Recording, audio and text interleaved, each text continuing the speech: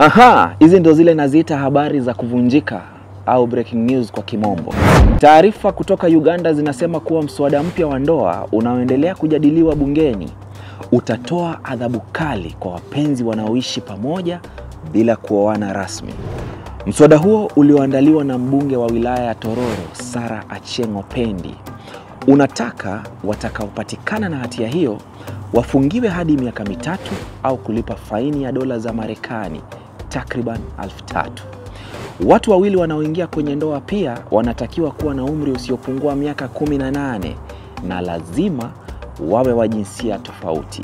Jinsia tofauti, Na kwa wale wanaodai kurudishiwa mahari baada ya talaka, hiyo itakuwa sawa na kuchezea sharubu za simba.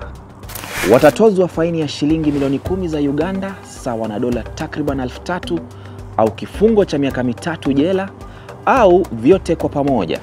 Vile vile, mwanaume au mwanamke atakayeahidi ndoa lakini akashindwa kutimiza ahadi hiyo atalipa fidia ambayo itaamuliwa na mahakama. Najua wengi mko hapa.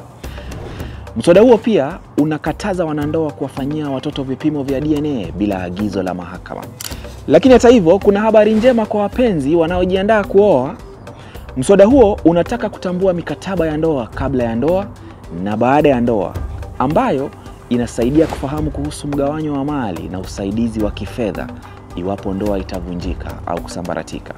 Kwa sasa, wabunge nchini Uganda wanakusanya maoni ya wananchi kabla ya kuendelea na mjadala wa sheria hii.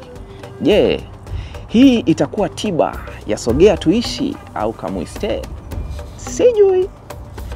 Wananiita Mhenga Mtundo, lakini wakinita Kevin Phillips Momanyi. Taitika.